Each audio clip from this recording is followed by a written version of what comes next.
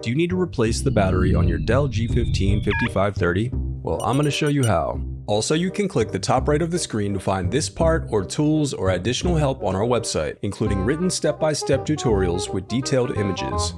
Now that that's out of the way, let's jump into it. First, unscrew the bottom base cover. Now use a plastic scribe to pry apart and remove the bottom base cover. To prevent static discharge, I recommend disconnecting your battery before moving any further. Next, unscrew and remove the battery.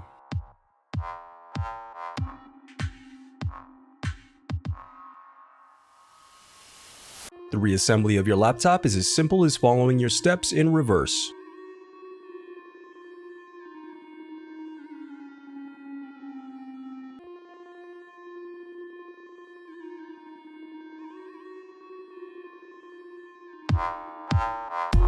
If you still need help, you can visit partspeople.com and view printable DIY instructions to help you along the way. We also have playlists of thousands of Dell tutorials for hundreds of different models, so keep checking back. Thanks for watching.